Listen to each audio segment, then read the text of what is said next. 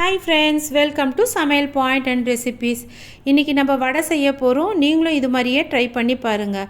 அதுக்கு நம்மளுக்கு கடலப்பருப்பும் சாப்பாடு அரிசி புழுங்கலரிசியும் தேவைப்படும். ஒரு ஆழாக்கு கடலப்பருப்புக்கு ஒரு கைப்பிடி நிறைய புழுங்கலரிசியை சேர்த்துட்டு கழுவிட்டு 2 மணி நேரம் தண்ணியில் ஊற வச்சு எடுத்துக்கலாம். இப்போ நல்லா ஊறி வந்துடுச்சு. இப்போ இதை நம்ம மிக்ஸி கிண்ணத்தில் சேர்த்து அரைச்சி எடுத்துடுங்க. குறைன்னு தான் அரைக்கணும், நைஸ் பேஸ்ட்டாக அரைக்கக்கூடாது. இப்போ இந்த மாவோடு நம்ம 3 பச்சை மிளகா, ஒரு சின்ன துண்டு இஞ்சி, கருவேப்பிலை ஒரு 2 கொத்து, கொத்தமல்லி ஒரு கைப்பிடி, 2 பெரிய வெங்காயம் எல்லாம் பொடியாக அரிஞ்சு சேர்த்து நம்ம ஒன்றா கலந்துடலாம். உப்பு தேவையான அளவு சேர்த்துக்கோங்க. சேர்த்துட்டு நல்லா மாவை பிசைஞ்சிட்டு சின்ன சின்ன உருண்டையாக பிடிச்சி எடுத்துடலாம்.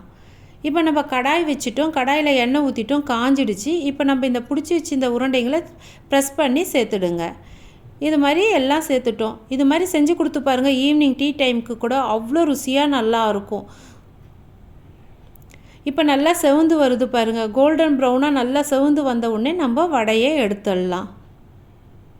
இப்போ நல்லா செவந்து வந்துடுச்சு. இப்போ நம்ம வடை எடுத்துட்டோம்.